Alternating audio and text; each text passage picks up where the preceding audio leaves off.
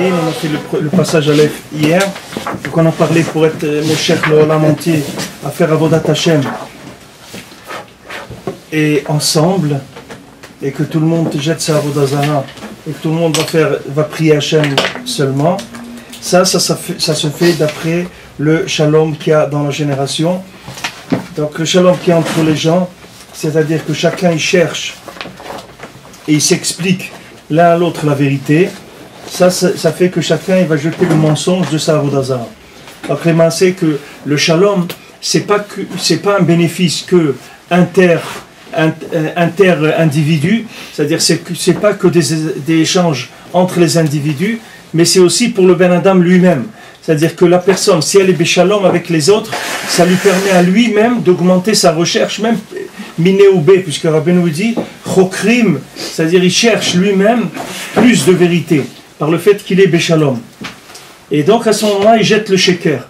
Donc les massés, pour essayer en une phrase de résumer ce qu'on a dit hier dans ce premier passage, c'est que le mensonge, le principe du mensonge, le principe du sheker, ça découle du manque de shalom entre les gens qui sont dépositaires de la vérité.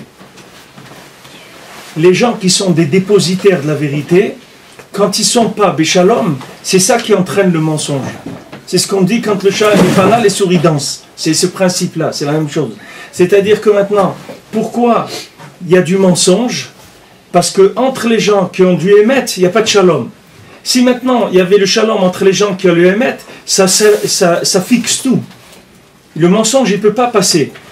Parce que le mensonge, son principe, c'est d'exploiter un manque de clarté. C'est-à-dire qu'il va dire, c'est comme ça, c'est pas comme ça, il n'y a pas d'évidence de la vérité. Maintenant, le mensonge, il se nourrit de ça.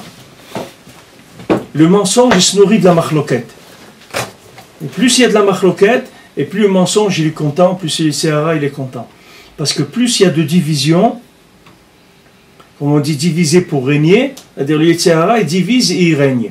Parce que plus il y a de façons de voir, et ça lui donne à lui plus de cartes pour jouer.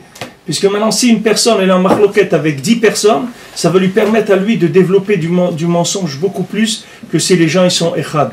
On voit dans le Dor Haflaga que quand ils ont commencé à construire leur tour, la tour de Babel, on voit que Akadosh Baruch Hu, il ne pouvait pas les arrêter. Rachid dit là-bas, comme ils étaient béchalom, on ne pouvait rien faire, on ne pouvait pas les arrêter. Hachem, il était obligé de faire qu'ils ne se comprennent plus, qu'il leur a changé leur façon de parler, de manière qu'ils ne puissent plus communiquer. À ce moment-là, ils sont arrêtés. C'est comme ça qu'ils sont arrêtés. Mais tant qu'ils étaient béchalom, on ne pouvait pas les arrêter.